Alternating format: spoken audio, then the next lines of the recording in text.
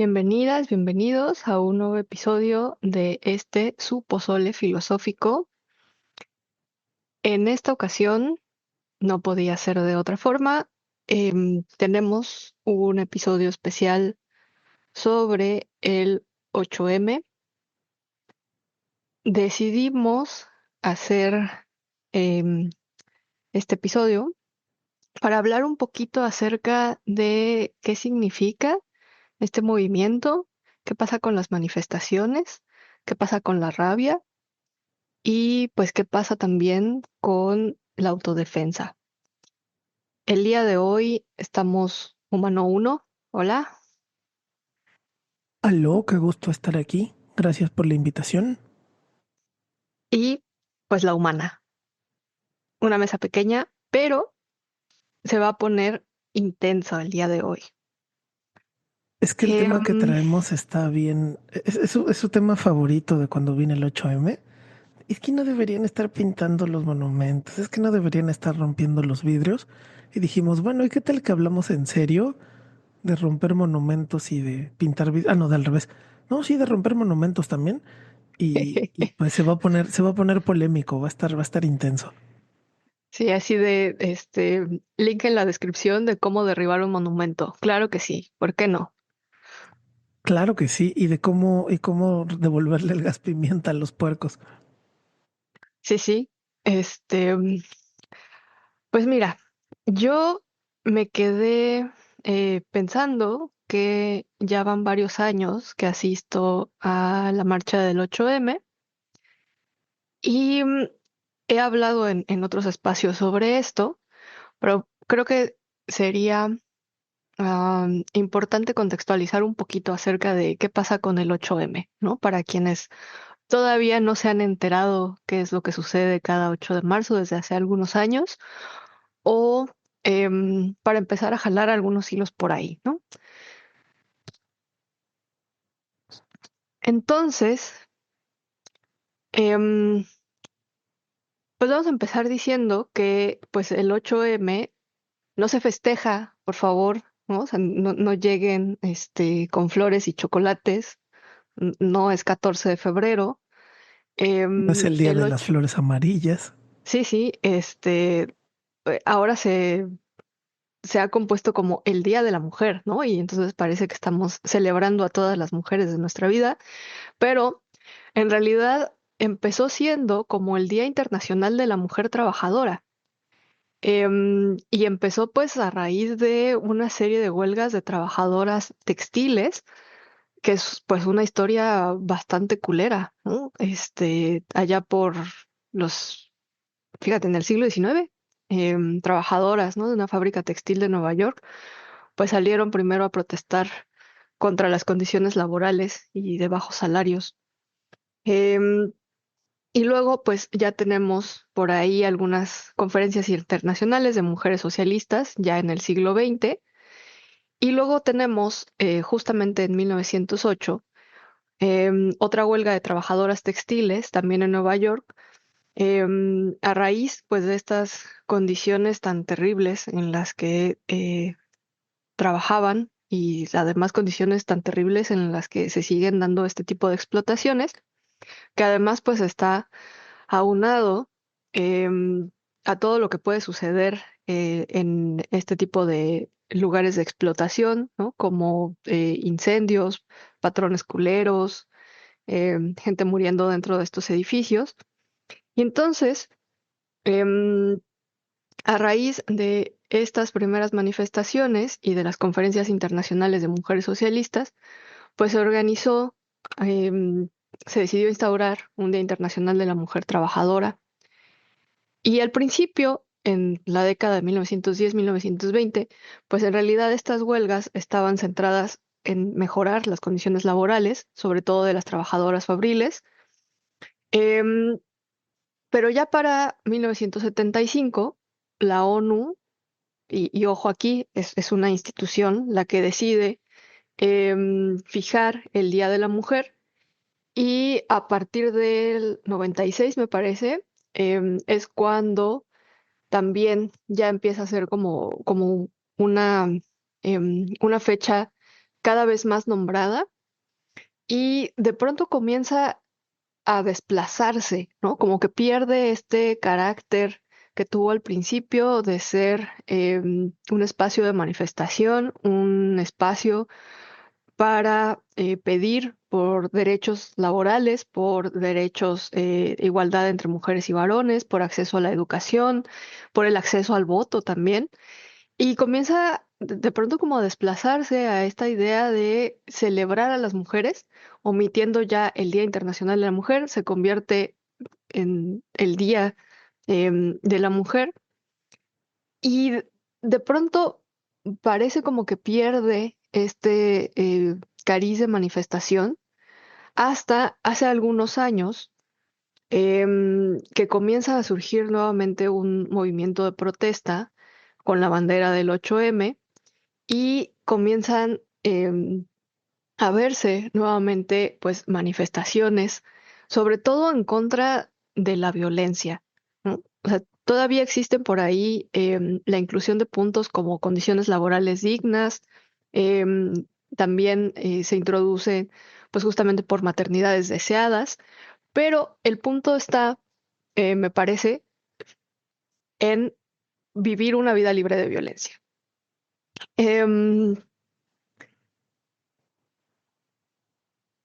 y bueno, a raíz de estas manifestaciones, también es que empezamos a ver, sobre todo en medios de comunicación, pero pues también en nuestros círculos más cercanos, em, cómo se tachan estas formas de protesta como indebidas, ¿no? O sea, se nos dice que no son las formas de protestar. Hay toda esta, hay toda esta como fila de opiniones no deseadas también, por cierto, Claro, la que nos dicen pues que, comentocracia, ¿no? claro, ¿no? De con los monumentos no, ¿no? Así no, las pintas, las paredes, los vidrios, eh, los camioncitos. Y entonces, pues surge la duda, ¿no? O sea, si esas no son las formas de manifestarse, o sea, si esas formas no se consideran correctas, y luego volteamos a ver al Estado y sus instituciones que son tan deficientes o que así han sido completamente incapaces de frenar las olas de violencia que viven las mujeres. Y uno se pregunta, bueno, o sea, me estás diciendo que el Estado, que se supone que tiene el control de la violencia, de los medios de justicia, de las policías, de la fuerza, de los derechos, de cómo se deben establecer em, los diferentes modos de exigir justicia, me estás diciendo que es un Estado inoperante, ¿no? Que ha sido rebasado, en realidad que yo diría que el Estado nunca hizo absolutamente nada, ¿no? O sea, no es como que podamos confiar demasiado en el Estado y sus instituciones, pero me estás diciendo que esa vía, pues es inoperante. Y luego me estás diciendo pues que las manifestaciones tampoco. Y entonces surge la pregunta, bueno, ¿qué hago? ¿No? O sea, frente a las violencias múltiples que vivo día a día, ¿cómo expreso esa molestia? ¿Cómo expreso ese hartazgo? ¿Cómo expreso mi deseo de liberarme de todo ello? Ujú. Em, y hay que hacer, yo creo que hincapié también en que pues no es o sea, no es el único conjunto de manifestaciones que son canceladas desde la opinión pública, ¿no? O sea, también em, hay otras muchas manifestaciones em, en donde lo que se hace es justamente este mecanismo de decir así no, ¿no? Y entonces parece que se desestructura, parece que al decir esas no son las formas, em, ya se le está dando como cierta caracterización, cierta valorización. Y entonces, pues yo venía aquí a la mesa a conversar un poquito contigo, ¿no? Acerca de, pues, qué nos va quedando, ¿no? O por qué sí seguir yendo a las marchas y por qué sí seguir pintando los monumentos y por qué sí seguir prendiéndole fuego a las pancartas o a lo que se deje, ¿no? Pues primero, muchas gracias por la invitación. Eso me da harto gusto. Y segundo, yo empezaría por intentar como mm, volver a colocar en la discusión para mis congéneres humanos, varones machos de la humanidad, eh, y con los adjetivos que ahora se les agregan como cis y hetero y, o sea, que quede bien claro para quién es el mensaje, ¿no? Todos sabemos para quién es el mensaje.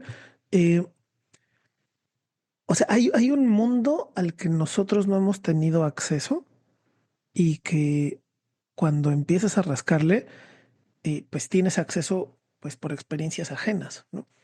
Y ese mundo está lleno de violencia y de dominación y de sumisión y de ninguneo y de invisibilización. Y resulta que le pasa a la mitad de la población. Es una pinche locura, ¿no? Que como hombres nos hayan enseñado a ser opresores y que además, pues nosotros no, pues no lo hayamos observado, ¿no? Porque también, pues están bien dificultosos los mecanismos para poder hacer como un proceso de autoconciencia al respecto. Entonces, eso ya es complicado, como aceptar que uno está del lado más ventajoso de la historia, no de tu vida personal, no estoy hablando de la vida personal, pero de la historia que luego deriva un poco en la vida personal, pues es bastante difícil. Pero una vez que lidias con eso y dices, bueno, o sea, ese es el estado de las cosas, no es un mecanismo voluntario mío, pues ya tienes opción a decidir si seguir siendo el opresor o ya no, ¿no? Y entonces, siempre intentar irlo quitando está bien. Y yo la primera pista que les daría para intentar pues quitar ese cochambre que sigue ahí en el fondo de la olla sería que de nuevo chequen los números, ¿no? Estamos en un país donde hay 3 feminicidios diarios, matan diario a 3 mujeres por ninguna otra razón más que algún fulano creyó que esa persona era suya o le debía obediencia. Tenemos una violación cada 7 minutos.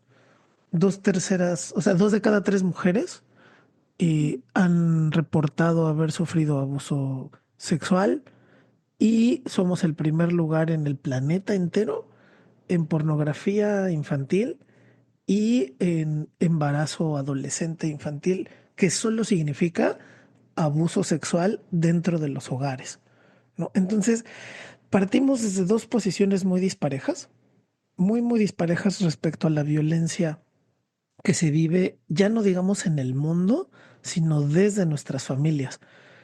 Una vez que uno se logra ser consciente de eso, o sea, ese es el trabajo más duro. Luego las fichas van cayendo solas, ¿no? Pero el trabajo más duro es entender que no sufrimos el mismo tipo de violencia, ni con el mismo tipo de frecuencia, ni por el mismo tipo de personas. En realidad, pues nosotros formamos parte del conjunto que las mujeres temen, porque de los 10 vatos que nos juntemos, pues 7, 8 o 9 probablemente hayan sido o sean agresores.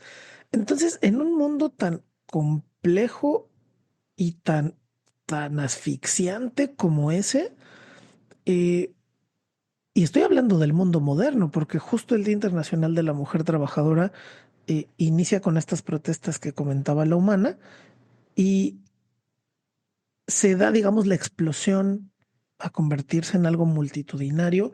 Ya venía, ¿no? Pero al menos en Estados Unidos, que es de donde nos deriva un poco a nosotros por ahí algunas cosas del feminismo del siglo XX, del XIX nos deriva de Europa, ¿no? Pero del XX ya un poco más hacia Estados Unidos. hay una fábrica perdón, hay un incendio en una fábrica textil en Nueva York y resulta que las empleadas estaban encerradas con llave y se mueren todas quemadas vivas. Y uno dice, pero, ¿qué es? O sea, ¿qué tenía en la cabeza los hombres que estaban, o sea, que encerraron a esas mujeres con llave? O sea, si no son estúpidos, o sea, son estúpidos y son criminales y son, no, es terrible pensar que a alguien le parezca bien encerrar a otra persona con el riesgo de que pueda fallecer, no comer, desmayarse, no con el riesgo de su salud. Súper enfermo eso. Y luego parece una historia de 1911, pero resulta que pasó apenas hace poquitos años en un Coppel. Y resulta que pasó Ujú. hace poquito en una maquiladora en Tijuana. Entonces, ya no hablemos de los milenios que llevamos. Los últimos 100 años, eh, la historia se ha repetido una y otra vez. A eso nos referimos cuando hablamos de violencia sistemática, ¿no? Entonces, dada esa violencia sistemática que asfixia y que pone en angustia absoluta a la mitad de la población, cuando se empiezan a manifestar, pues hay que encontrar la manera en la que esa expresión pues se pueda legitimar por por el conjunto social. Que no legalizar, ¿eh? Ahora entramos un poco ya a los conceptos filosóficos, pero Mm. ahorita por lo que se ha pues luchado últimamente es por adquirir un poco más de legitimidad en la sociedad, no solo por la legalidad de las normas posibles. Digamos, la lucha feminista ha hecho posible la creación y que pase la ley Olimpia, por ejemplo, y al mismo tiempo ha abierto espacios para que en los shows de la televisión, para que en algunos trabajos, para que algunos sujetos pues traten con un poco más de respeto esa relación entre individuos. Y como decías, ya se intentó la protesta pacífica, ya se intentaron los boletines, ya se intentaron las canciones, ya se intentaron las obras de teatro, y los vatos nomás no escuchamos, no, nomás no escuchamos. Y claro, eso nos va a llevar a un terreno al que nos ha llevado el del lenguaje universal de la resolución de conflictos en la historia de la humanidad. Pero por ahí mi primera intervención. Ay, sí. em, yo solo quería agregar que además esto de referirnos también a las cifras, o sea, también pone al descubierto la forma en que se contabiliza la violencia, ¿no? Yo, la verdad, ya desconfío completamente de las instituciones estatales. Em, Hay por ahí un conteo por lo bajo, ¿no? De lo que sucede realmente. Hasta hace unos años se investigaban feminicidios una de cada 3 veces. Me parece que ahorita vamos en una de cada 4 veces. También para activar, por ejemplo, la investigación por feminicidio, pues ha tenido que recorrerse un largo camino, ¿no? Tan solo para que se aceptara el término, que se reconociera que hay causas múltiples que llevan al asesinato de una mujer por razones de género.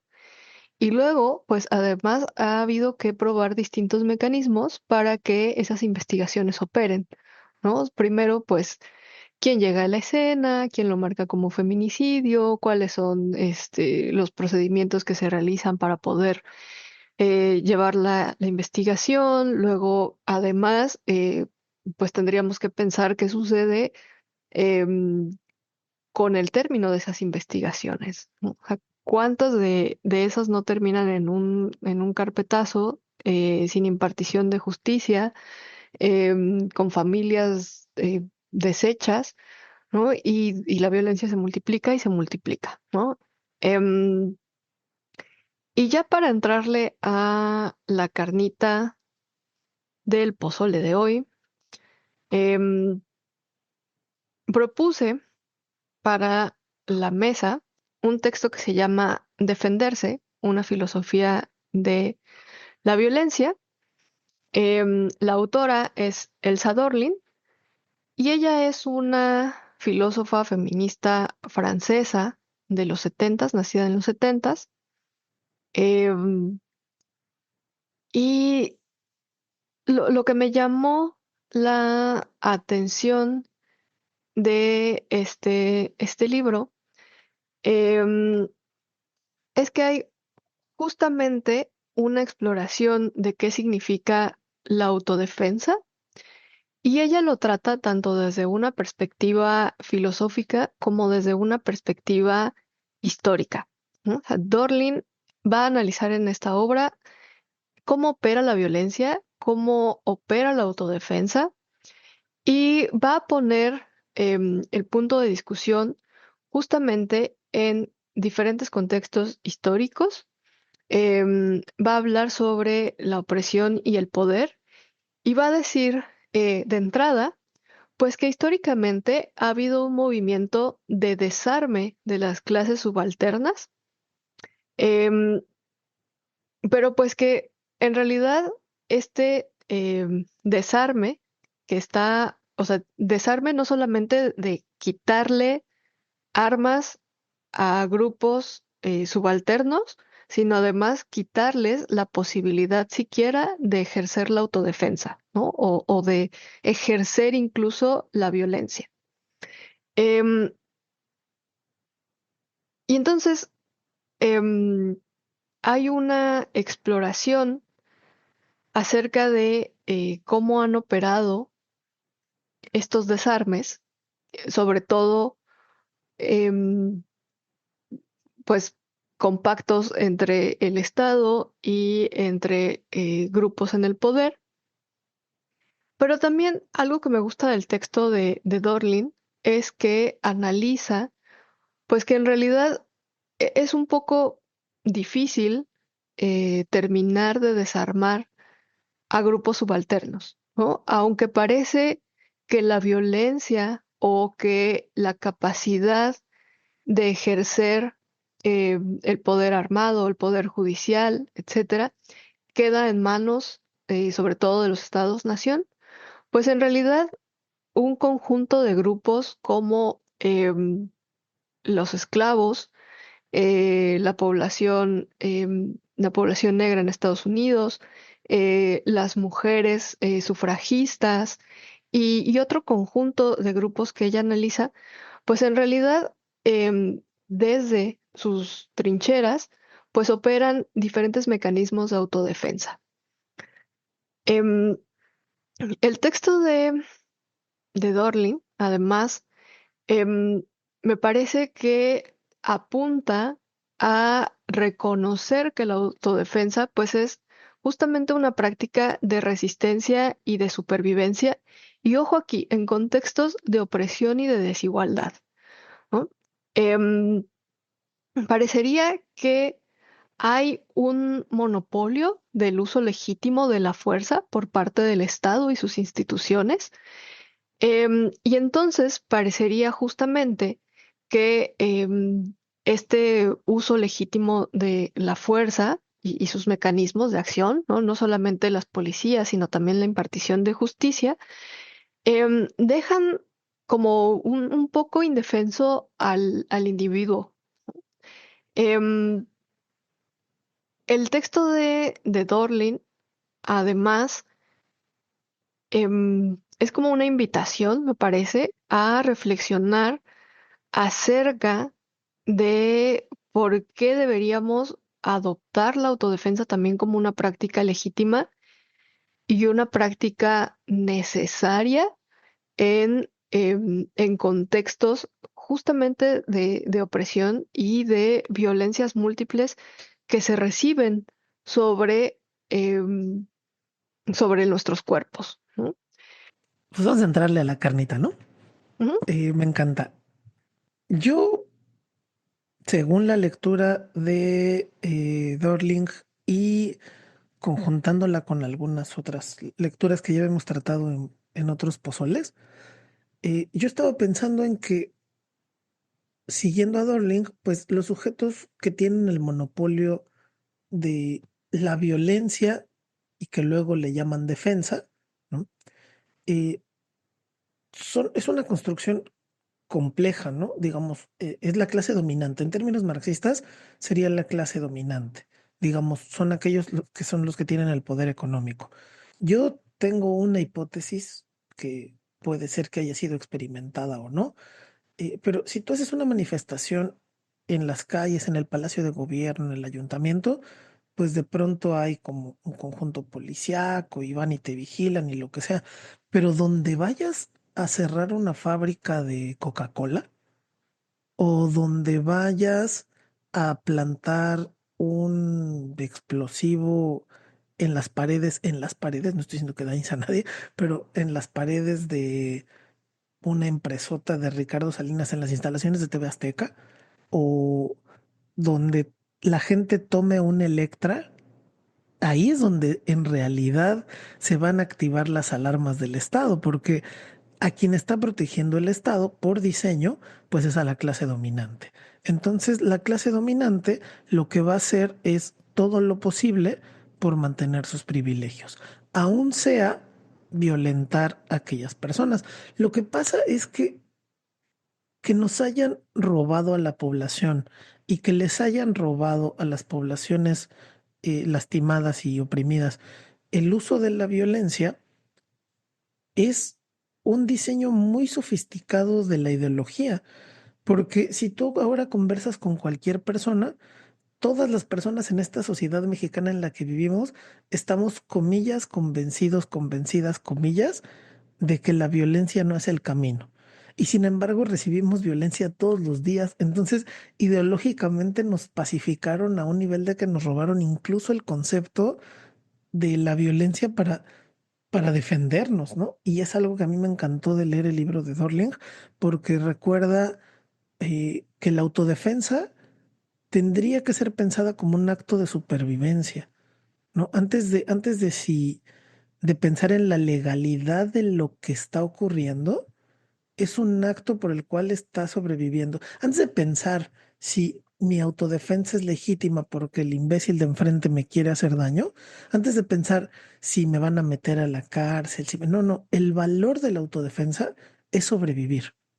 Y luego vemos las cosas de las leyes y eso, pero ese sería como el valor primario de recuperar la violencia, ¿no?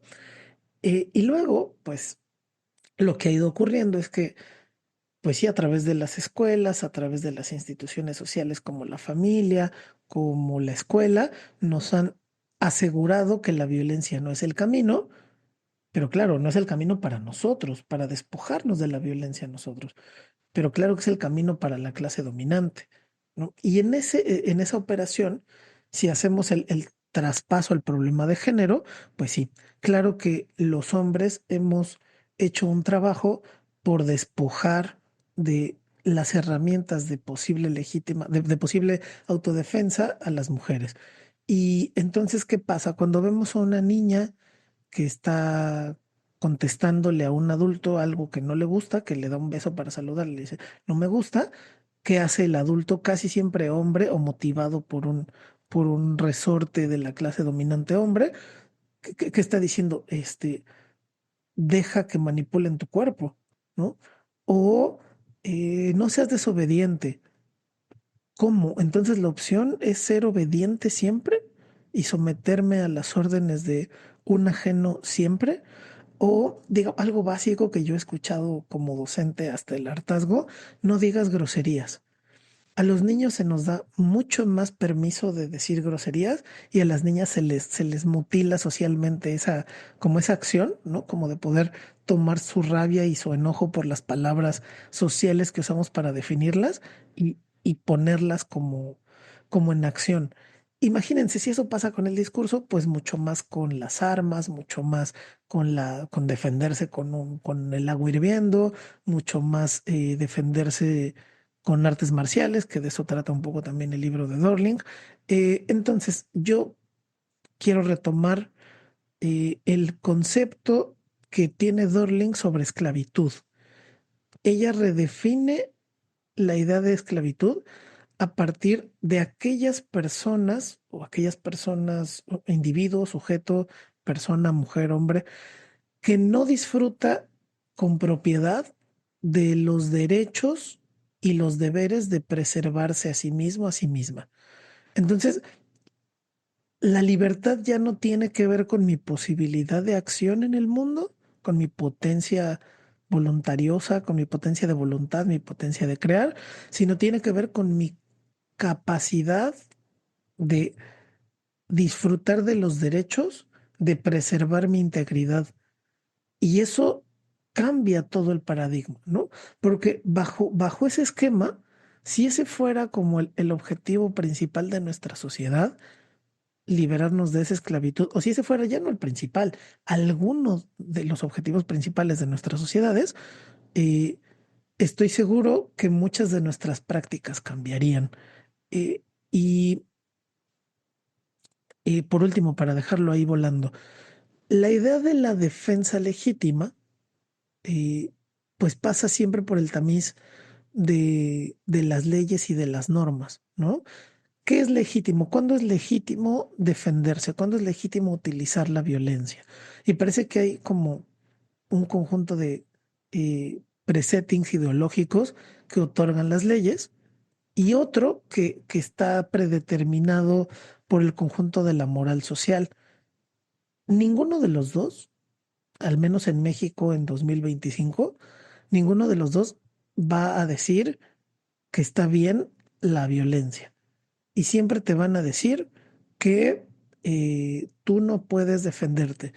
Pero si observan, te lo van a decir a ti como individuo, como persona y sobre todo como alguien que está subordinado, subordinada a un poder jerárquico que te está oprimiendo. No se dice eso sobre el narcotráfico, por ejemplo, ¿no? Está muy celebrado la violencia del narco en toda la cultura, está muy celebrada en los medios de comunicación, se habla de eso todo el día, todos los días. Eh, si el problema no es la violencia, digamos, la primera idea de este segmento para mí sería, si el problema no es la violencia, el problema es quién tiene derecho a usar esa violencia. Y pues de ahí el título del libro, ¿no? Como es también una invitación a eh, recuperar ese uso legítimo de la violencia para defenderse de las agresiones. Ese sería mi comentario en esta parte. Voy a retomar un par de cosas que dijiste. Primero, como esta definición del sujeto que es libre y que puede defenderse. Y versus el sujeto al que se ha desarmado y que en realidad se coloca como si fuera una propiedad de, ¿no? O sea, es una propiedad del Estado y entonces el Estado es quien debe hacer la defensa de ese sujeto. O es una propiedad de el patrón y entonces el patrón es el que debe defender a ese sujeto. O es una propiedad de el marido y entonces el marido es el que debe defender a ese sujeto, ¿no? Esa es como una de las definiciones que da Dorling para medir como cuáles son los sujetos que pueden o no usar la violencia, ¿no? Y entonces legitimamos una, pero la otra, pues en realidad mejor decimos que no existe, que no está bien, porque entonces lo que tendríamos pues serían justamente los sujetos que están sufriendo estas opresiones, pues los que podrían hacer también un ejercicio libre de la violencia y de la defensa. Em, Retomo esta parte porque me quedé pensando en lo primero que señalabas acerca de qué pasaría si una manifestación se diera ya no en una de las avenidas principales de las ciudades, ¿no? Sino qué pasaría si se diera al interior de plazas comerciales, de fábricas, y otra, em, de cualquier otro edificio ¿no? Que sea considerado como un pilar de la economía. Em, Me quedé pensando en cómo opera, por ejemplo, esta percepción de la propiedad, ¿no? Cuando alguien te dice como, no, no pinte los monumentos porque son nuestros monumentos, como, Claro, no, míos no dude, son, no o sea, jamás. no, dude, o sea, no es tu monumento, ¿no? O sea, el Estado y su discurso nacionalista te ha hecho creer que ese monumento es tuyo, ¿no? Y que es un símbolo de tu libertad, de tu nacionalidad, ¿no? O sea, X, ¿no? Pero, o sea, ¿qué tan lejano nos queda, ¿no? O sea, pensar que porque yo vaya y haga una pinta en un monumento en medio de una avenida,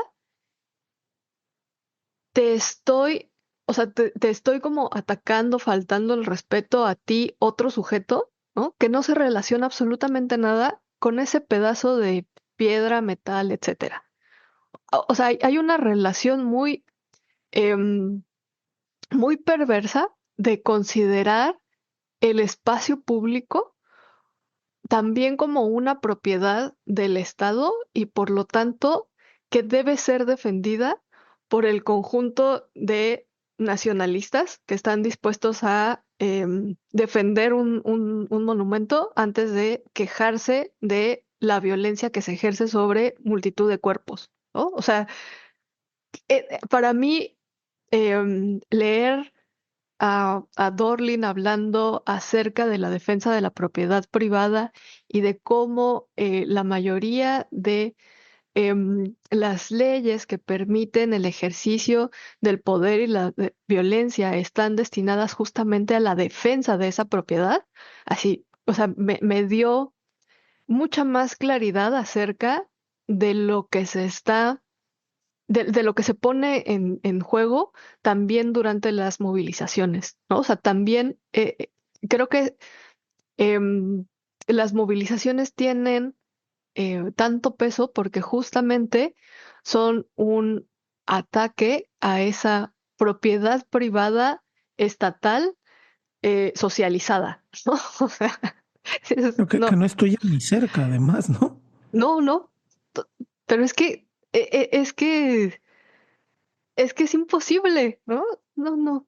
Em, bueno, Solo por poner una ujú, proporción de lo que estás diciendo, sí, a mí personalmente, si yo me entero que ya no digas de mis familiares, que una de mis estudiantes fue abusada sexualmente por su tío, por su papá, por su padrastro, a los 8 9 10 11 años, a mí particularmente me parece que eso ya es suficiente para ir a romper todas las ventanas de la ciudad, ¿no? Digamos, en proporción de la ofensa.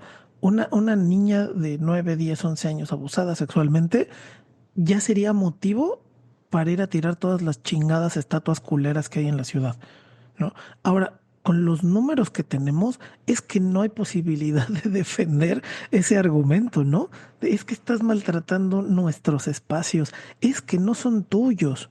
Déjame recordarte que no son tuyos. Y luego, segunda cosa, pues habría que recordar que las piedras no sienten, a diferencia de las niñas de 10 11 años, en adelante que empiezan a, bueno, a todas edades, ¿no? Pero que sufren los abusos, pues esas personas sí sienten y las piedras y los vidrios no sienten, ¿no? sí. Y em, creo que otro punto que quisiera traer a la Ay, mesa, perdóname, solo lo olvidé el punto importante, que era lo de la propiedad. dale, dale, así, O sea, edición. fíjate, no, así va. Me refería a que yo la conozco a esa niña 4 meses de su vida y de la mía. Es un momento fugaz en mi existencia. No me pertenece en lo absoluto. no es mi hija, no tiene un vínculo de sangre conmigo, no es mi pareja, no es mi concepción idealizada de un niño, no está cerca de mis relaciones, de mis relaciones familiares. Digamos, en ninguna parte me atraviesa la propiedad, ¿no? Es un ser humanito que conozco una fugacidad en la vida de ambos y quiero decir, sin propiedad y sin relación, ya sería motivo suficiente para tirar la ciudad, ¿no? Ahora pensando en estos ejemplos que te ponen, ¿no? O de si fuera tu mamá o de si fuera tu novia, que siempre están relacionados con la propiedad, que me parece terrible también, pero eso, que no tiene que ver con la propiedad, no porque sea un personaje cercano a mi vida, o sea, con el hecho de que fuera un ser humano, ya sería motivo, ¿no? Para esa destrucción. Claro, claro, claro. Y además, o sea, también algo que señala Dorlin y que me parece importante resaltar es que con este desarme de los cuerpos hay también una imposibilidad de responder en conjunto, ¿no? O sea, queda como en ti, individuo, pensar si estás haciendo o no un uso legítimo de la autodefensa. Pero hay de ti si se te ocurre reunir a 5 compas, ¿no? Y entonces ir a hacer el enfrentamiento con esa persona.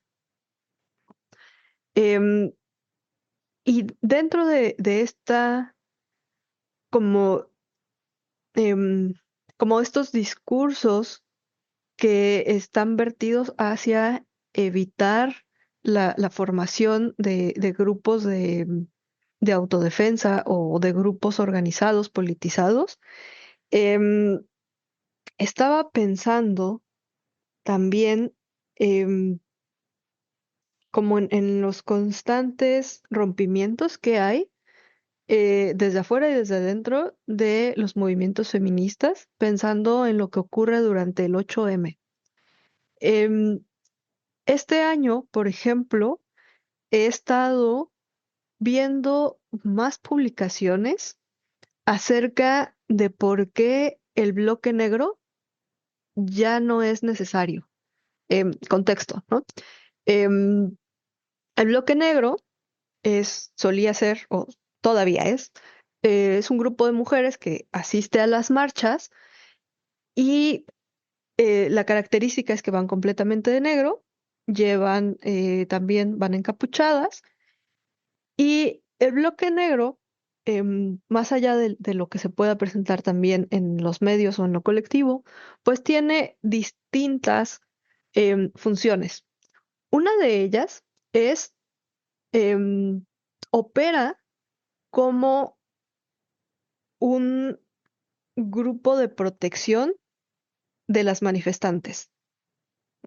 ¿A qué me refiero?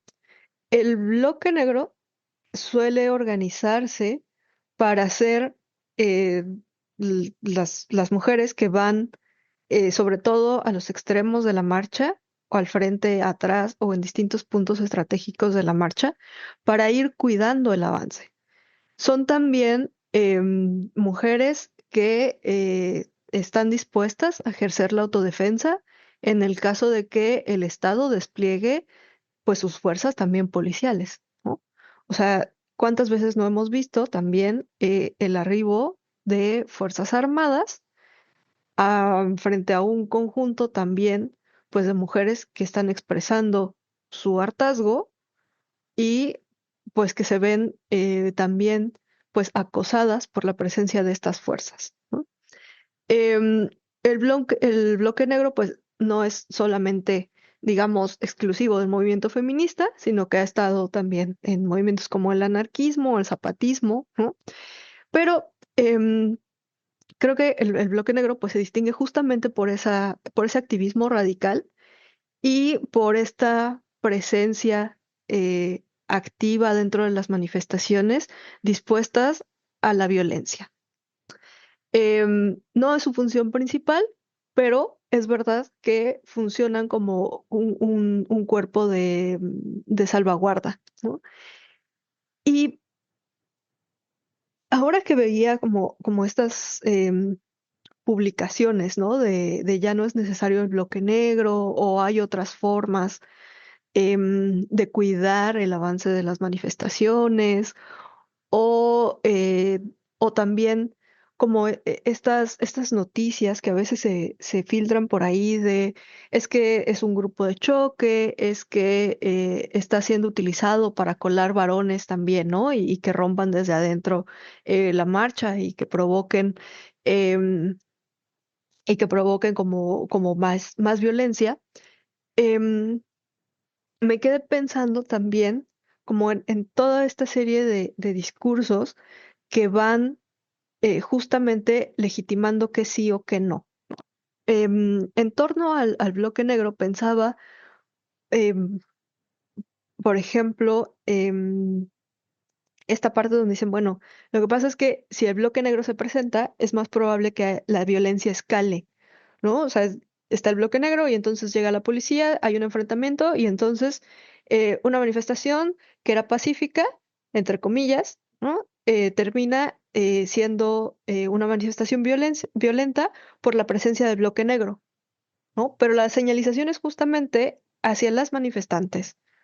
O sea, no hay un Oye, señalamiento ese que es, diga la manifestación se pone violenta porque frente a una pinta llegaron 10 cuerpos policíacos, derribaron a la compañera, la golpearon, la subieron a una camioneta, se la llevaron a los separos, la violentaron físicamente, sexualmente allí, y entonces parecería como la culpa es tuya por ponerte violenta o la culpa es tuya por haberte permitido ejercer de alguna forma estos mecanismos de manifestación, de autodefensa, de proclamación, de ocupar el espacio público, pero claro, el problema sigue siendo tú, ¿no? yo ya he Que escuchado ese argumento antes, lo escucho sí, todo el tiempo cuando una estudiante, casi siempre mujer, se defiende de que un estudiante varón le haya hecho algo, le haya levantado la falda, la haya jaloneado, le haya escondido sus cosas, lo que sea, y la chiquita se defiende y a quien cagan es a la niña, ¿no? ¿Por qué te defendiste? Es exactamente el mismo argumento de tú te estás manifestando y estás expresando tu enojo por unas condiciones de hartazgo terribles, viene el cuerpo policíaco, te pone unos chingadazos y entonces si la violencia escala es tu culpa por defenderte, ¿no? Está muy perverso ese argumento. claro, claro. Que además, pues, no es solamente exclusivo de los movimientos feministas, ¿no? Sucedía también, sucedió en otros momentos de la historia de, pues, manifestaciones de grupos que viven en opresión, ¿no? Decir, pues es que tu mejor opción, digamos, es seguir soportando, ¿no? Como la explotación en vez de salir a reclamar derechos, porque pues si sales a reclamar derechos, corres el riesgo pues de recibir también violencia física por parte de el Estado y sus instituciones, ¿no? O de ser castigada. Eh, um, a mí me vuela, por ejemplo, un poco la cabeza que la marcha de el 8M también se vaya configurando año tras año como un mecanismo ya regulado por el Estado. O sea, como que ya todas estamos esperando que la marcha sea el 8 y además como eh, este diálogo que tiene que haber entre las organizaciones y las instituciones estatales para fijar horarios y para fijar además una trayectoria, ¿no? O sea, o sea, sí te doy permiso de manifestarte siempre y cuando lo hagas de 5 a 7 y yo voy a cerrar el tráfico ese ratito de estas calles y pues ahí está, ¿no? O sea, te estoy dando también el permiso de ir a manifestar tu hartazgo. O sea, No tiene perdón. sentido, no, es una locura. En Yucatán así ocurre, ¿no? Todo el tiempo, todas las manifestaciones que se hacen son en conversaciones con el ayuntamiento y yo solamente no puedo con eso. ¿Cómo que estás pidiendo permiso para manifestar tu hartazgo ante una institución eh, social que te, que te violenta, ¿no? Y claro, justo aquí viene el engrane perverso en el que te dicen, es que si no lo haces así, entonces las cosas se pueden poner violentas.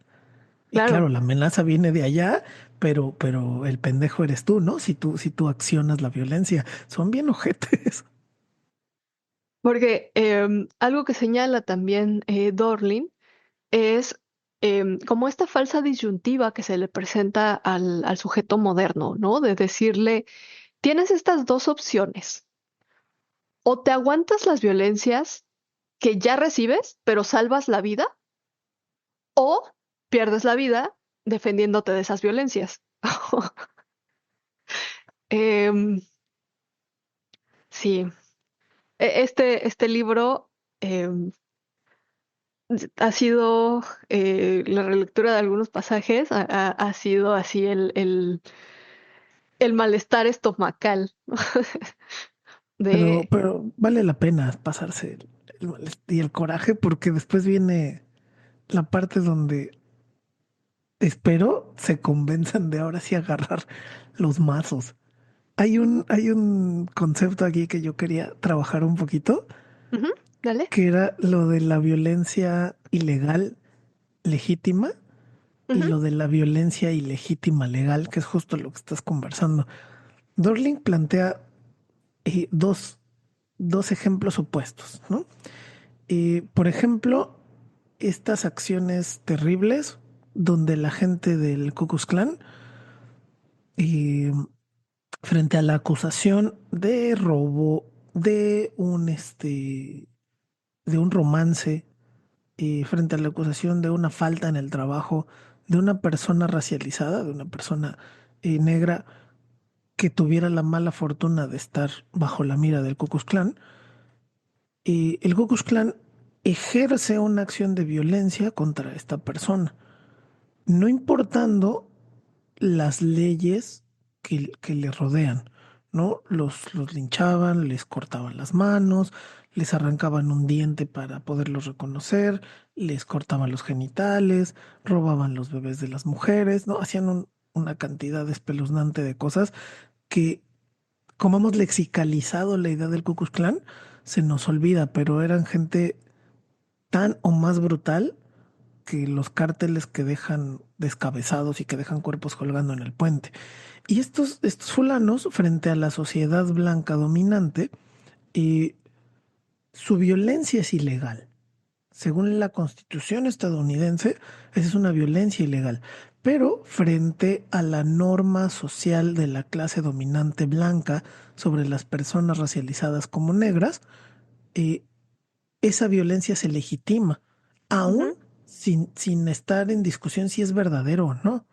Solo como es negro ya se le castiga. Solo como es negro con acusación ya se le castiga y está legitimado por la hegemonía cultural de esa sociedad. En cambio, en cambio, las Panteras Negras, el grupo de defensa de las personas racializadas en los años 60 y 70 en ciudades como Nueva York, como Detroit, como California, andaban paseando todo el tiempo, andaban paseando por las calles con metralletas, con pistolas y con subfusiles, ¿no? Dado que en Estados Unidos es legal, eh, andaban paseando por las calles con las armas y con la Constitución. ujú, Andaban cargando las normas políticas y andaban cargando las armas, de manera que si había un abuso sobre una persona negra, ellos pudieran inmediatamente accionar, ¿no? Algún mecanismo de defensa. Y claro, no es lo mismo accionar diciéndole a alguien, oye, déjalo por favor, que apuntándole con una metralleta y diciendo, lárgate de mi calle, ¿no? ujú, Son dimensiones completamente distintas. Pero ellos tenían el problema de que si bien su ejercicio de la defensa era legal, porque eran muy cuidadosos y cuidadosas de que fuera dentro del marco normativo de Estados Unidos, era completamente ilegítimo, ¿no? Los medios de Ujú, comunicación les daban con todo, en los programas de radio se les hacía pomada, en las universidades se hablaba de su terrorismo y su rebeldía, y eso se parece bastante, bastante a lo que pasa en México, ¿no? Donde eh, la violencia se puede llegar, la violencia para la autodefensa se puede llegar a utilizar de manera legal y sin embargo sigue siendo completamente ilegítimo para el conjunto de la sociedad. Yo creo que en esa lucha se está, ¿no? Por eso me refería que se está legitimando la lucha por los derechos sociales y civiles de las mujeres, más que legalizando, porque no está pasando por las normas. Tendría que pasar primero por la legitimidad, ¿no? ujú. Y a mí me gustaría señalar también en esta parte de cómo se van legitimando unas u otras violencias, sí y no. Em, y regreso em, a los monumentos porque me quedo pensando en, o sea, esta defensa que se hace del espacio público, o sea, el monumento que estás defendiendo, que colocó el Estado allí como recordatorio de un hito histórico, o sea, la mayoría de ellos son recuerdos de violencia, ¿no? O sea, son recuerdos de guerra, son recuerdos de genocidio, son recuerdos de colonización. O sea, y el poder colocarlos en el espacio público es porque ya hubo una legitimización de ese uso de la violencia, ¿no? Piensen, por ejemplo, en la colonización de las naciones originarias de América Latina. O sea, que exista un monumento como a Colón, que exista un monumento en el caso de Yucatán a los Montejo, ¿no? O sea, el monumento a la patria también es toda la historia de México contada, por supuesto, pues desde las clases dominantes, ¿no? O sea, desde quienes tienen el discurso histórico y además factible de ser colocado en el espacio público, ¿no? Un monumento no es barato. No, no es em, barato, ¿no? a veces se hace incluso con erario público, a veces son aportaciones de artistas, pero lo que se está colocando ahí también es una legitimización de la violencia, pero claro, ya pasó, ¿no? O sea, ya fue absorbida dentro de la historia oficialista de este país y entonces ya es posible incluso conmemorarla, honrarla, ¿no? Y defenderla además, ¿no? Así de, no toques mi colonización. Pero díganme nosotros qué cuernos tenemos que ver con el asqueroso de Diego de Landa, que uno ahí anda protegiendo sus estatuas, ¿no? Claro, ya pasó por la ideología, ya pasó por la educación y también ya pasó por la docilización de esos cuerpos que se resistían Ujú, a ese monumento, porque finalmente el monumento es el canto de victoria, ¿no? claro. Ujú. Es el anuncio de que ya te gané y es el anuncio de que te estoy vigilando y estoy listo para someterte continuamente. Y de ahí yo me brincaría pues ya la parte de Dorling, eh, donde ya habla pues, bueno, un poco le estoy echando la culpa a Dorling porque yo quiero hablar ya del uso de la violencia como defensa legítima en el caso de la dominación masculina sobre lo femenino. No sé si quieres empezar. No, dale, dale, y ahora te sigo. Pues hay un montón de elementos que rodean el uso de la violencia eh, que hay como que desmenuzar para perderle un poco el temor. Nos han Ujú, enseñado a tenerle miedo a la violencia, ujú, fundamentalmente, y a resolver los conflictos, comillas, sin violencia, comillas. Ya dijimos, ¿no? Sin violencia de mi parte y permitir el abuso ajeno. Eh, y algunas recomendaciones que si yo pudiera les daría a mis estudiantes, a mis parejas, a mis familiares, en esta lucha por recuperar algo de autonomía política en términos de violencia? Pues lo primero sería reconceptualizar que la violencia no es algo malo, no es, digamos, es una potestad que tenemos todos los cuerpos para garantizar pues nuestro bienestar, ¿no? Entonces, lo primero es quitarse ese temor a la violencia que con tanta precisión nos han colocado, ¿no? Porque a Ujú. través del miedo nos tienen bajo control de la violencia. O sea, darse de piñas con otra persona sí duele, claro que duele, pero no sé, a mí me parece que duelen más 5 años de sumisión, ¿no? Eh, renunciar y romper un cristal en el trabajo porque me acosaron, pues el boletín que me van a meter en las empresas del call center duele, pero duele menos que vivir los siguientes 4 años bajo el acoso sexual de un jefe imbécil, ¿no? Entonces, primero que es una potestad de todos los cuerpos y que ustedes tienen derecho a ejercerlo cuando y cómo les apetezca, ¿no? Lo segundo es que entonces ahí malabarear entre lo legítimo y lo legal. Yo lo legítimo por ahora lo doy por descontado. A mí me parece legítimo el uso de la violencia y esa también es como una decisión de sus propios colectivos, ¿no? No es que haya una ley universal de cómo es legítima y cuándo es legítima la violencia, pero sí lo es, ¿no? Pero más bien quisiera concentrarme en la legalidad, porque la legalidad sí es un asunto que nos puede poner en algunos aprietos. Aunque, de nuevo, ese es un pensamiento basado en el miedo. Yo les diría que en un país que tiene un grado de impunidad del 99.9% de los crímenes, no hay ningún motivo para no defenderse.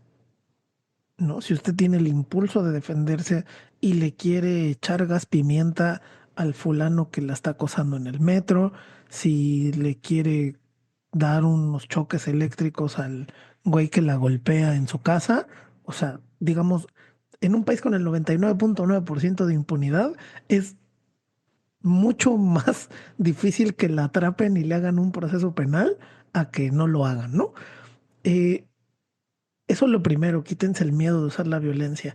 Pero lo que sí habría que mantener, aún con ese 99% de probabilidad, pues habría que mantener un pensamiento estratégico en el que a partir del conocimiento de las leyes, pues usted supiera cuándo y qué tanto utilizar esa violencia. Por ejemplo, el gas pimienta es un arma súper útil en México porque tiene un hueco legal tremendo, tremendo en casi todas las regulaciones de estatales. En la regulación federal no está prohibido su uso. Y recuerden que todo lo que no está expresamente prohibido en la ley está permitido. Entonces, con esa tranquilidad usted puede usar el gas pimienta. Luego, no dice que está permitido tampoco. Hay que tener ese pensamiento estratégico como para y ser más eficientes en el uso de esa herramienta. Otra cosa que tienen los colectivos que nos violentan, que las violentan, es que tienen estrategias colectivas. No, obviamente te acuerdas de este caso espantoso de la manada en España, ¿no? Claro. Ujú. Un montón de vatos persiguen a una morra y la violan repetidamente. El asunto con la violencia es que tiene que ser una estrategia colectiva también. A lo mejor Ujú. puede ser que anden 5 muchachas juntas, pero si no andan 5 todo el tiempo caminando, o sea, si una es abogada y la otra es médica y la otra entrena artes marciales, ahí, por ejemplo, ya solo con eso hay toda una estrategia de defensa legal y legítima y corporal que podrían echar a andar, ¿no? Y yo digo eso porque me parecen como los básicos, la información jurídica, la información médica y la información sobre el uso de esas herramientas de violencia. Em, y ustedes le pueden agregar todo lo que quieran. Las personas que comunican bien, las personas que son líderes y que organizan, las personas que redactan de maravilla y pueden escribir un manifiesto sobre alguna cosa, las personas que son buenas para la pedagogía, etcétera, ¿no? Y entonces, en esa estrategia colectiva, el uso de la violencia siempre se legitima con mucha más velocidad. Y eh, para cerrar esta participación, algo que deja claro el libro de defenderse es que no hay espacios seguros, Ujú. ¿no? Entonces, ante todo, la completa desconfianza. Eh, cualquier otro, cualquier tercero, sí es un potencial agresor, sí es un potencial violador y sí es un potencial abusador. Eh, déjame ver si lo puedo explicar de otra manera para todavía para los que se sienten dolidos por esa afirmación. Hay dos posibilidades. No Una, todos los hombres. exacto, para los que se sienten lastimados por esa afirmación, las lágrimas de hombre que nos estamos bebiendo aquí hoy. Bueno, una sería eh, cuando uno dice los hombres somos todos potenciales violadores, tiene dos lecturas. Una, que todos los machos de la especie Homo sapiens tenemos en algún lugar de nuestra construcción social y biológica la posibilidad de ejercer violencia sobre una mujer, sobre un cuerpo femenino, sobre un cuerpo feminizado. Yo creo que es bastante evidente que sí, ¿no? No habría por qué rasgarse las vestiduras por esa afirmación. Existe esa potencia. Y luego hay otra lectura, y es que el conjunto de lo social en el que vivimos ahora mismo, eh, lo que hace es que provoca que muy probablemente, con un 99.9% de precisión, cuando haya una agresión sexual o física contra una mujer, será por culpa de un hombre. Que no, Julián no es para ti, ¿no? Pero cualquier otro parecido a Julián podría hacerlo. Entonces, tampoco es una idea descabellada. También eh, ahí lo que nos falta es como hacernos cargo de lo que nos están diciendo y como escuchar a la otra parte que te dice, es que pienso esto de ti. Y en vez de decir, bueno, ¿y cómo lo soluciono? Uno dice, no yo y no mis amigos. No, güey, pues, o sea, ¿cómo era el ejemplo que ponías la otra vez? El de los automovilistas es muy preciso. Era decir que los automovilistas atropellan, ¿no? Y entonces que un automovilista te diga, yo no he atropellado. Entonces, pues es como, bueno, pues toma aquí tu reconocimiento por no haber atropellado, ¿no? Pero eh, no es un señalamiento a ti, solo te estoy diciendo que por el hecho de tener un auto, que es una máquina de toneladas que puede funcionar como un arma homicida, ¿no? O sea, te estoy diciendo que por ese hecho tú entras en el conjunto de las posibilidades de atropellar a alguien. Pero no te estoy diciendo que vayas y atropelles a alguien o no te estoy diciendo seguro ya atropellaste a alguien, ¿no? O sea, solo te estoy diciendo cuando te subas al auto, o sea, Ten fíjate, cuidado. ¿no? O sea, Claro. maneja con cuidado, nada más. Exacto, exacto. Entonces, eso de todos los hombres somos potenciales agresores es verdad. Digamos, solo tengamos cuidado, ¿no? Con eso.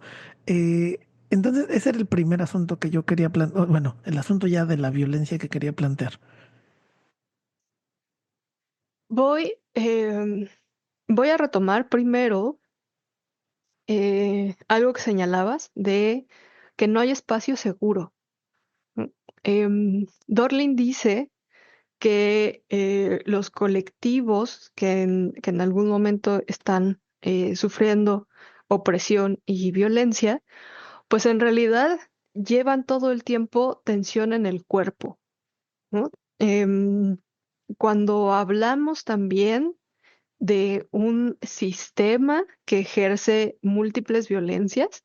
O sea, estamos hablando de que estamos, en este caso voy a referirme a las mujeres, pues estamos expuestas en la calle, estamos expuestas en nuestros ámbitos laborales, en las instituciones educativas, en nuestros propios hogares, ¿no? Y lo que estamos señalando no es... em, no son sujetos individuales, sino que estamos haciendo una señalización de cómo opera en su conjunto ese sistema, ¿no? Es lo que posibilita pensar que una mujer pues es de tu propiedad y entonces puedes ejercer sobre ella algún tipo de violencia.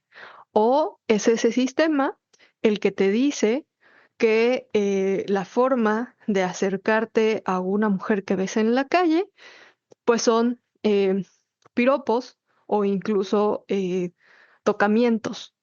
O es ese sistema el que te dice o el que te permite, el que legitima que eh, si estás en pareja o si tienes algún tipo de vínculo con una mujer, pues te pongas en el papel de, de ser el que dicta, por ejemplo, el orden dentro de la relación, el que dice cómo se hacen las cosas y si las cosas no se hacen a tu modo, pues entonces hay un ejercicio de la violencia, ¿no?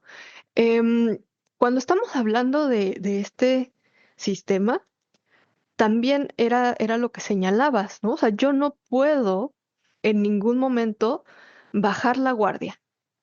Em, yo a veces me pongo a pensar, o sea, ¿cómo será realmente ocupar el espacio público sin tener que ir todo el tiempo como al pendiente de los otros cuerpos que se acercan constantemente a mí, ¿no? O sea, esta, em, creo que Dorlin en algún momento dice, ¿no? Como este vivir no solo en la tensión, sino en la paranoia, ¿no? De estar pensando, se acerca con buenas intenciones, se acerca con malas intenciones, ni siquiera se está acercando, solo está caminando, ¿no? Al lado de mí. Em, Como esta constante tensión también de preguntarme cómo me estoy presentando en el espacio público para evitar, por ejemplo, ser pues sujeto de violencia, ¿no? O sea, de decir, o sea, esta horrible maquinaria que claro que te pone a la defensiva, ¿no? De buscar, por ejemplo, calles iluminadas, que el transporte no vaya solo, que si se baja así la última mujer, mejor te bajas con ella y ya mejor después le caminas por un lugar iluminado, de no estar a lo mejor en el espacio público. En ciertos momentos o en ciertas horas o con ciertas personas. Y esta, o sea, esta constante tensión, ¿no? O sea, lo que avisora es también em, como este conjunto de repartición de la violencia que es legitimizada o no, ¿no? Em, a mí, creo que después de la lectura de Dorlin, em, me surge como esta molestia, ¿no? De reconocerme en muchos de los mecanismos, justamente como de no operación de la violencia, ¿no? Como de decir, eh, o sea, también he sido la que Podría dice, ejercer más así no, violencia, sí. ajá, ¿no? O sea, me quedo pensando, o sea, en cuántas situaciones, algunas muy horribles, ¿no? He estado y en las que o sea, he estado incapacitada o he estado despojada de esa facultad de ejercer violencia de vuelta. Am, Pero digamos, no es un problema individual, ¿no? no, no, no. Ideológicamente nos han trabajado todo el tiempo para que nos quedemos impávidos e inertes ante las agresiones. Sí, claro, claro. Justamente, ¿no? O sea, de esto es de lo que hablábamos hace un momento acerca de cómo también los discursos van legitimando o no el uso de la violencia en ciertos sujetos. Fuera del aire platicábamos, ¿no? Acerca o sea, de algunos momentos en los que, claro, llega a tal punto eh, el hostigamiento pues que claro, ¿no? O sea, sales a defenderte y lo haces de la mejor manera posible. Pero además hay ahí una imposibilidad otra que, que ahora creo que me molesta más, que es el no haber aprendido a defenderte, ¿no? O sea, yo nunca he dado un puñetazo, por ejemplo, y nadie nunca me ha dicho como así se da un Así se puñetazo, da un puñetazo, claro. Claro, ¿cómo ¿no? si eres mujer? ¿Para qué necesitas eso? Claro, o sea, a mí se me enseñó cómo dar una cachetada, pero además cómo dar una cachetada suavecita, ¿no? Una O, cachetada que no duela, ¿no? Es para marcar la mordida, no para morderla de veras. claro, ¿no? Mm. A mí nunca nadie me dijo, así se hace una llave o así se tira a alguien, o sea, lo más que creo que en algún momento se te llega a comunicar como de cómo ejercer la violencia, es como de pégale en los genitales. ¿No? Y tampoco es como que sea como el golpe más sencillo o el movimiento más sencillo a veces de dar, ¿no? Em, entonces, con esta lectura y con el tema de la legitimación de la violencia y aunado a esto del 8M, me quedé pensando como en un montón de consignas que se van a cantar el sábado, ¿no? Por ejemplo, supongo que no nos van a banear, pero pues si no, pues ya qué, ¿no? Pues ni modo, pues hacemos Este, otro canal. o sea, verga violadora a la licuadora, ¿no? O a todo violador, cuchillo volador. Em, pensaba también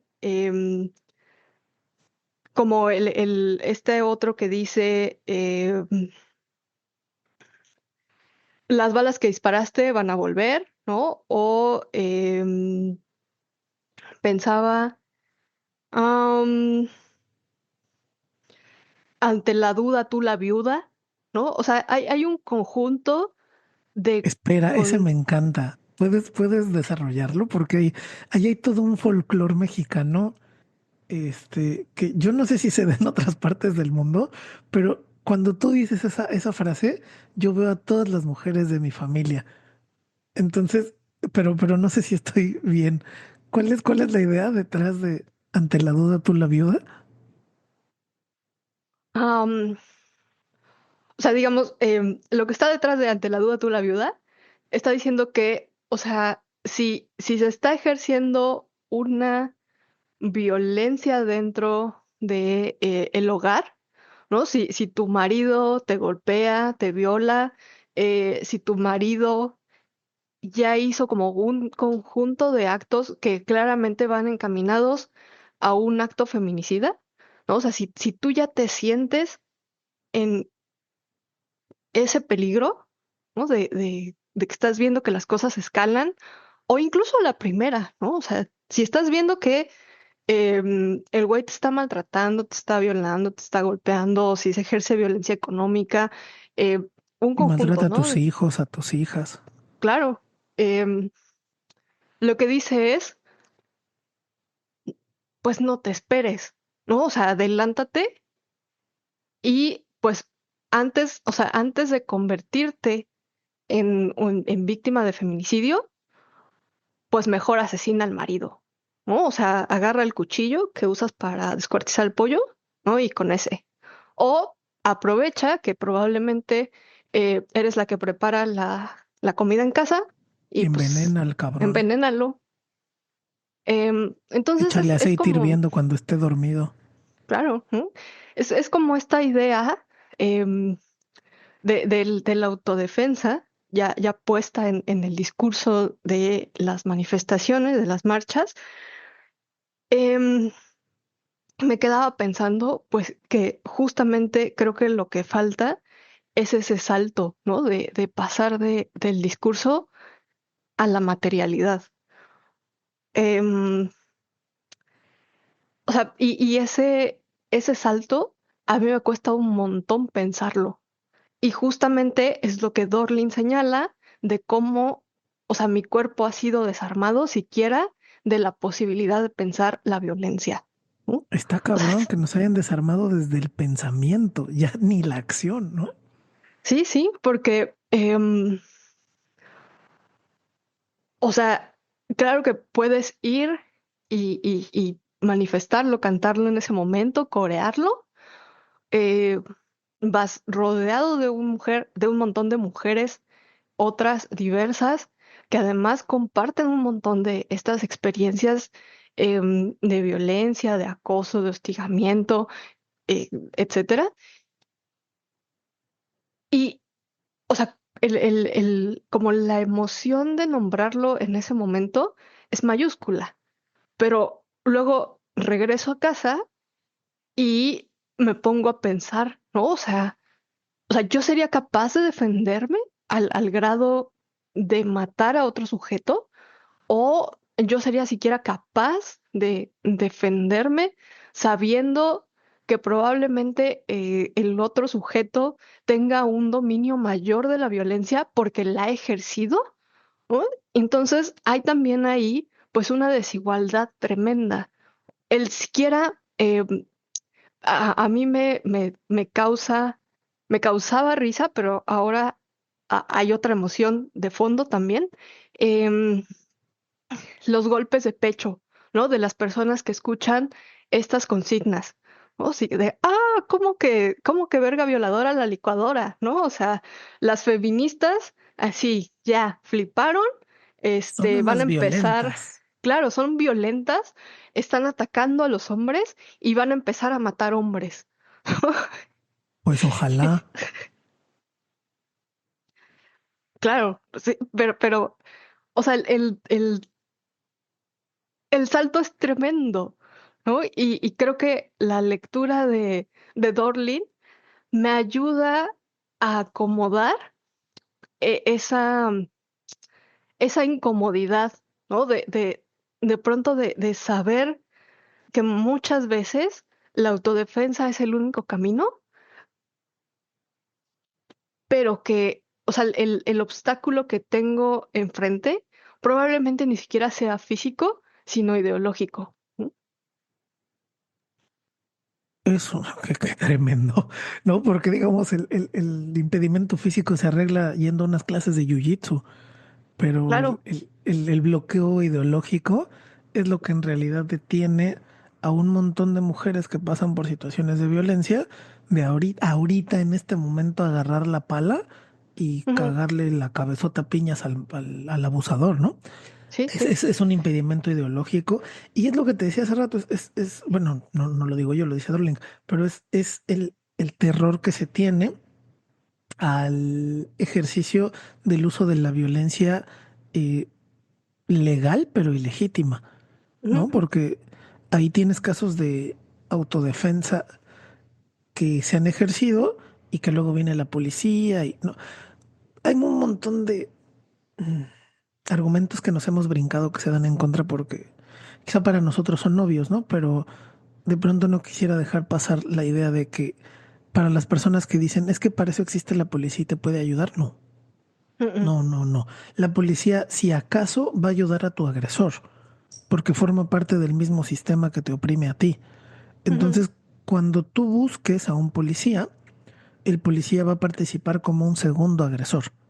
Y cuando ujú, llegues al Ministerio Público, el del Ministerio Público va a operar como un tercer agresor. Y todos te van a desincentivar para que no denuncies. Porque no quieren trabajar, porque son parte del grupo opresor, porque genuinamente, ideológicamente no les importa tu reclamo. Entonces, ellos no son la respuesta, el Estado no es la respuesta. Es ahí donde entra el pensamiento estratégico, ¿no? ¿Necesito tomar clases de defensa personal?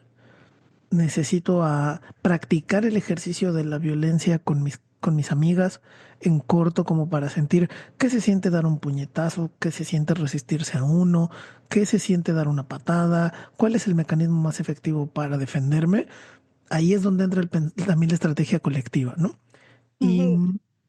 yo solo para cerrar, eh, Dorling deja ver un poco, esto se lo escuché a una lectora de Dorling, que esto ya es una pelea. ya es una pelea, más bien no había defensa ante las agresiones. Ujú, Y ahora que hay defensa frente a las agresiones, se levanta la ceja y se dice, pero ¿cómo agredes? No, pues si apenas me estoy defendiendo de las agresiones, todavía no llego al punto donde yo te voy a agredir, ¿no? ujú, Apenas me estoy defendiendo de los macanazos que me estás dando tú. Entonces, en ese sentido, en el que ya es una pelea dada, pues es como una pelea de box. O empiezas a pegar y empiezas a echar para atrás al otro, o te echas para atrás, pero te echas para atrás golpeando. ujú, Porque si te echas para atrás sin golpear, te van a arrinconar y te van a dar hasta que se cansen, ¿no? Entonces habría que conectar con, con el concepto de violencia, el concepto moralmente positivo y legítimo de la violencia para defender tu cuerpo, eh, como el estrato mínimo de territorio y de propiedad que tienes tú de ti. Y ujú. hay una cosa bien interesante. Habría que comenzar a fomentar el miedo. Claro, sí, ¿Por qué? sí. ¿Por qué los hombres nos sentimos tan panchos, andando así en la calle en la noche, excepto cuando vemos a otro hombre que se ve medio malandro que viene enfrente y me cruzo la calle, ¿no? O por qué yo como hombre, más allá de las fantasías sexuales de cada quien, pero en términos de violencia, ¿por qué yo como hombre no me acerco a ejercer la violencia sobre otro hombre con el mismo desparpajo que lo hago con las mujeres? Bueno, porque a los hombres les tengo miedo y a las mujeres no. Ujú, Entonces tendríamos que participar en fomentar el miedo de agredir cuerpos femeninos. Y bueno, no quiero decir cuerpos femeninos, no me gusta a mí ese término porque parece que solo son los cuerpos, ¿no? Pero agredir a las mujeres, a las chicas, a las niñas, que eso nos empiece a dar miedo, pero no nos va a dar miedo solo, ¿no? Nos va a dar miedo cuando yo acose a alguien y me echen gas pimienta en la cara, ¿no? O me va a pasar cuando yo dé una nalgada en el espacio público y vengan 6 morras con bates de aluminio a romperme una pierna. Hasta ese momento me va a dar miedo. O sea, toda esta visión edulcorada del romance, toda esta visión Disney, claro, es la visión romántica, ¿no? Se le dice tradicionalmente, pero yo veo que estamos muy influidos por el universo de Disney en nuestra ideología. La teoría de Disney del amor no es más que una cara de la subordinación, ujú, sí. completa y absolutamente. Entonces, esa visión amorosa lo que promete es encontrar el hombre ideal al que vas a ser feliz de someterte. Ni Porque te va siquiera a es, defender, claro, porque ya eres de además. su propiedad. Ujú, sí. Entonces, ¿cómo no te va a defender si ya eres suya? ¿No? Y entonces no, yo no sé si ese es el camino para pensarse en el mundo. Eso nos lo aventaron. En cualquier momento podríamos quitárnoslo y decir, no, pues no, o sea, pues no, no quiero hacer eso. Eh, un camino que a mí me parece equitativo es que en la pareja, por decir alguna cosa, nos tengamos el mismo miedo, ya sea ninguno o ya sea grado 10, ¿no? En una relación de docente-estudiante, eh, que tengamos unos mecanismos de defensa semejantes en el que si tú me agredes, tú sabes que yo te puedo devolver la agresión de una magnitud semejante, ¿no? Entonces, pues eso, estaría bien fomentar la idea de la violencia como una forma legítima de defenderte. Y segundo, pues fomentar que te tengan miedo. O sea, no, a eso me refería al principio del programa, que esto nos iba a llevar a la estrategia de conflictos número uno en la historia de la humanidad, que son los chingadazos. O sea, la pelea ya comenzó. Digamos, la pelea ya está dada. Y, y cada quien se puede posicionar del lado de quien quiera, ¿no? Pero hay muchas mujeres que están buscando una salida a esa angustia y a esa preocupación y esa asfixia de vivir diario bajo este sistema que las lastima tanto. Y existe este bloqueo ideológico de no usar la violencia. Si destapamos eso, de pronto ahí se encuentra un camino para, para bajar la escalada de violencia, porque muchos de los ataques que ocurren contra las mujeres son ataques sumamente cobardes, hechos por personas sumamente estúpidas y que podrían ser prevenidos con un mínimo gesto. Ujú. Pues no sé, me parece que apropiarse de la violencia puede ser ese paso mínimo como para empezar, pues ahora sí, la pelea, ¿no? Y yo me quedo em, pensando que justamente esta idea como del desarme, em, Dorlin lo anuncia casi desde el principio, ¿no? Dice, lo que pasa es que también este desarme es despojar los objetos que tenemos a la mano de su capacidad de ser armas, ¿no? A veces pensamos en que solamente armas de fuego o armas punzocortantes pueden ser ejercidas para la autodefensa y luego dices, bueno, tengo una cocina llena de cuchillos, ¿no? O tengo el machete que uso para cortar las matas ahí en mi puerta. O lo que decías hace rato, ¿no? El aceite caliente, pues está también ahí en la olla que acabo de preparar. Em, y entonces hay también no solamente un impulso de despojar a los sujetos de la capacidad de ejercer violencia, sino además hay un movimiento para quitarle a los objetos cotidianos su posibilidad de ser usados como armas. Está bien interesante esa parte también. ¿No? Em, Sí, sí, está maravilloso porque ese ejemplo aplica para todas partes, para la escuela, para el trabajo, para la recámara, para el baño, ¿no? O sea, un buen empujón mientras alguien se está bañando te da un chingadazo, pero de aquellos, ¿no? claro, o sea, también digamos, el Estado y sus leyes se han encargado como de poner en una cajita lo que se considera un arma, ¿no? Y entonces a lo mejor tú no puedes andar por la calle con una navaja, ¿no? O incluso lo que decías del gas pimienta, que a veces están estos límites de lo que se considera legal o no, pero o sea, también es un movimiento como para encasillarte en el pensamiento de que puede ser utilizado para la defensa. Pero si volteas a ver tu entorno, o sea, seguramente hay así mil un formas de quedarte viuda. Seguro que sí. Este, Y eso que decías del un gas pimienta, lo reconecto con lo que decíamos al principio. O sea, el valor fundamental es la supervivencia, ¿no? ujú, Para que alguien pueda discurrir jurídica o filosóficamente sobre si lo que hiciste fue legal o no, primero te tienen que atrapar, ¿no?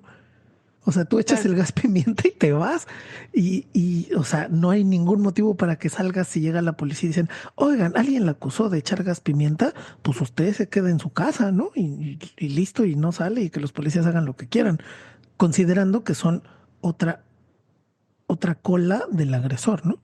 Ujú, sí.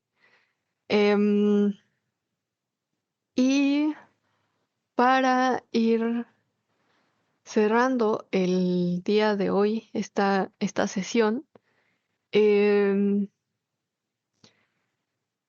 creo que em, quiero quedarme también con la idea o sea, comencé también hablando sobre la marcha, ¿no? Sobre el 8M y las movilizaciones. Y en algún momento dije que me preguntaba, o sea, qué pasaba como con esta institucionalización de las marchas. Y quiero retomarlo un poco al final para decir que las marchas también funcionan como un espacio de práctica, no solo de la manifestación, sino también como de esta destensión del cuerpo, ¿no? O sea, sí es un momento catártico de reconocimiento con un montón de otras mujeres diversas, en donde puedes sentir em, con todo el cuerpo que las violencias que te han atravesado a lo largo de tu vida son repetidas en otros sujetos, una y otra vez. Y ese reconocimiento, en algún momento, me parece que también opera de forma catártica en reconocer la magnitud del grupo que podría unirse para la defensa, ¿no? O sea, estamos hablando también de un momento en el que estas enunciaciones que van a favor de la autodefensa también comienzan a materializarse de cierta forma, ¿no? O sea, también Dorlin lo pone ahí, por ejemplo, con con algunas danzas dentro de la historia de las poblaciones negras en Estados Unidos, em, cómo estas danzas funcionaban también como un espacio de práctica de la violencia, ¿no? O un espacio en donde era posible reconocer que el cuerpo es capaz de ejercer la violencia para la autodefensa. Y creo que em, asistir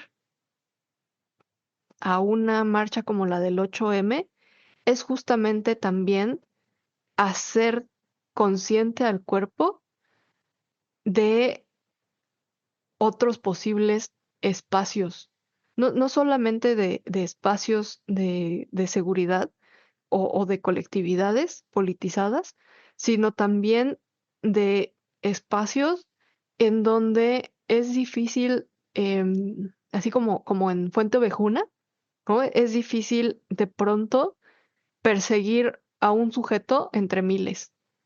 Em, Regreso a esta parte de las pintas en los monumentos y las quemas que ha habido a veces de transporte público o de algunos locales, escaparates, etcétera. O sea, eso también es reconocer la capacidad de ejercer violencia. Y a lo mejor no fuiste tú la que directamente fue y pintó el monumento, o no fuiste tú la que directamente fue y estrelló un cristal o le prendió el fuego al metrobús, pero em, estar formando parte de la marcha es también reconocerte parte de ese conjunto de cuerpos que pueden ejercer violencia, ¿no? O sea, es verdad que el Estado y sus instituciones han tratado como de normalizar o de higienizar este conjunto de manifestaciones, pero al interior lo que se vive, lo que se reconoce, em, es ya no solamente estar como en el conjunto de la oprimida, ¿no? O sea, ya no solamente te reconoces como una víctima de violencias, sino que además, o sea, te reconoces como un agente posibilitador de violencia para la autodefensa. Está bien interesante eso. Mm.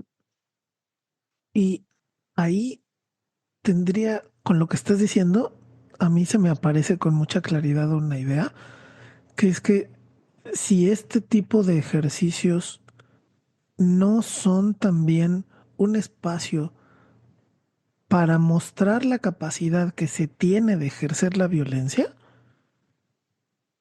se vuelve entonces una festividad. Ujú. Y eso es terrible porque cada vez han ido recortando más esta historia que diste de la creación del Día Internacional de la Mujer Trabajadora. Cada vez lo han ido recortando más para quitarle potencia, ¿no? Ujú. Primero se le recortó la idea de trabajadoras y entonces Claro. era el Día Ujú. Internacional de la Mujer nada más. Y Ujú. luego se le recortó lo de internacional y ya solo es el Día de la Mujer. Ujú. Y ahora le quieren recortar los bloques negros, ¿no? Y ese fue un mecanismo que hicieron, por ejemplo, con las marchas del orgullo de la diversidad sexual. Ujú, Y poco a poco le fueron recortando todos estos ejercicios de exposición de la posibilidad de la defensa y ujú, ahora pues es como parte del carnaval, ¿no? Es el carnaval de claro. la diversidad sexual, así como fue el carnaval el martes de la sociedad religiosa. Y se puede volver en eso en el carnaval o sea, la celebración del carnaval de las mujeres, donde van y solo hay catarsis, ¿no? Ujú, Pero, pues, sí, efectivamente, si tú le quitas la violencia, pues permites que vaya ingresando, pues, una marca de ropa, una marca de alcohol, ¿no? Entonces, la violencia es muy importante en este tipo de movimientos que luchan por eh, un espacio más justo porque te permiten activar y activarle a la sociedad la potencia de que tú puedes defenderte. Esta idea es clarísima. Si las mujeres que van a la marcha del 8M se activaran como agentes de la violencia legítima para defender los cuerpos de otras mujeres, ¡guau! Estaríamos bastante más aterrados de lo que estamos ahora los hombres, ¿no? ujú, Y habría otra posibilidad ahí como de construir desde la igualdad no política, sino como pues ya de los chingadazos, ¿no? Eh, y solo por aclarar una cosa, porque lo traje a colación, la idea de que no hay un lugar seguro, de que no hay espacio seguro, claro en la familia, claro en el trabajo, claro con las amistades, también quería hacerlo extensivo a algunas zonas que se le llama en la teoría feminista contemporánea de la interseccionalidad. O sea, en la comunidad de la diversidad sexual, los hombres homosexuales que participan de la identidad de la comunidad gay también son posibles agresores. También están en su espacio de ser agresores. Dorling lo explica con la interseccionalidad en términos de la racialización. Los ujú, hombres negros que están luchando por no ser oprimidos por los hombres blancos, luego van y violan a las mujeres negras, igual que los hombres blancos. Entonces, ese cruce de caminos para luchar contra un opresor en común, pues es, comillas, opresor común, comillas. No, a eso nos referimos con que no hay espacio seguro. Es una lucha muy particular, la lucha de la autonomía, la independencia y la vida libre de agresiones de las mujeres. Es una lucha muy, muy particular que si bien los orígenes de la opresión se cruzan con otros grupos dominados, no significa que sean la misma lucha, ¿no? ujú. Sí. Y em, también em, sobre, sobre esto de los espacios seguros, em, yo también me aventuraría o sea, me aventuraría a decir que se necesita como un ejercicio más constante de este tipo de manifestaciones. O sea, no está muy bien que exista algo como el 8M y que se haya logrado una convocatoria tan alta, ¿no? A lo largo de los años, que cada vez crece más y más y más. Pero es verdad que lo que está operando también ahí es como la señalización de un día en el que puede ser violenta y luego el resto del año regresas como a esta no violencia. Em, y pensaba también sobre cómo se ha ido institucionalizando el día. Em, el lema de este año, porque decíamos que la ONU es la que hace esta, como esta composición, ¿no? De lo que se va a reconocer cada año. en esta fecha. El de este año, por ejemplo, es para todas las mujeres y niñas, derechos, igualdad, empoderamiento. Y yo puedo em, apostarles que nunca la ONU, por ejemplo, diría para todas las mujeres y niñas autodefensa, ¿no? Ah, qué loco, me encantaría escuchar eso. Pero no, no lo van a decir, tienen el monopolio ellos. Claro. Em, y pues para cerrar, em, yo creo que haré la invitación a reflexionar justo sobre una de estas consignas que dice, em, el miedo va a cambiar de bando, ¿no? Que era algo que señalábamos a lo largo del episodio. O sea, es verdad que hace falta un ejercicio de la autodefensa para ir aclarando, o sea, que también somos sujetos, ¿no? O sea, también somos nuestra propiedad, también somos em, sujetos de derechos, sujetos modernos, que llegado el caso, o sea, por supuesto que deberíamos ser capaces de ejercer la violencia sin reparos, ¿no? Pues yo me quedo con eso. El gas pimienta no es ilegal en México. El uso de tasers o paralizadores eléctricos no es ilegal en México. Y todas las herramientas que están en el hogar, en la escuela y en el trabajo son posibles utensilios de defensa propia y es un acto de supervivencia. Ni siquiera piensen en la legalidad de las consecuencias porque lo único que no hay que dejar es que el policía te agarre. O sea, es más difícil dejarlo que te agarre, ¿no? O sea, la ineficacia de los cuerpos policíacos de este país es inmensa. Habría que quedarse ahí, pedirles que por favor te lleven como para que te agarren. Entonces, solo no dejen que las agarren y ya está, usen la violencia a conciencia y pues el poder está en la fuerza, ¿no? Perdón, en el número. Hacer Ujú. estrategias colectivas y tener pensamientos estratégicos. Muchas gracias por la invitación. Pues nos estamos escuchando en la próxima semanita. Este, así como últimas recomendaciones. em, si van a cargar con gas pimienta, asegúrense de saber cómo utilizarlo, ¿no? Si van a llevar una navaja en la bolsa, pues que vaya lista también para ser usada. Este, si vamos a ponernos en plan de ejercer violencia como autodefensa, también nos tocará la organización, ¿no? Lo que decías al principio, más mujeres abogadas, más mujeres médicas, más mujeres peritas, operando también desde ese espacio, ¿no? Em, y por último, pues no le pidan permiso al Estado, porque el Estado, ya vimos, no va a responder cuando se trate de defenderlas a ustedes, ¿no? Está no solo superado, sino que además pues es partícipe de ese sistema de opresión.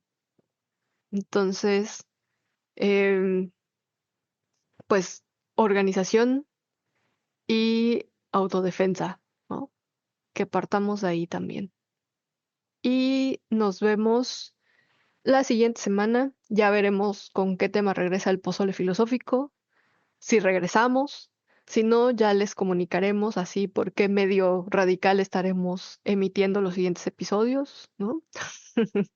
Si viene así también la censura de los medios, pero no lo creemos. Así que pasen un excelente fin de semana, eh, únanse a las marchas y para los vatos que nos escuchan, pues pónganse a pensar también qué violencias han ejercido a lo largo de su vida.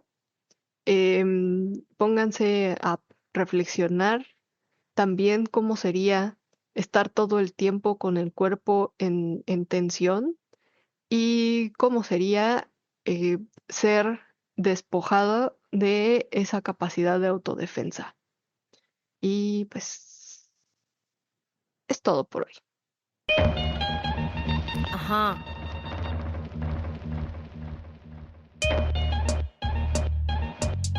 Ajá.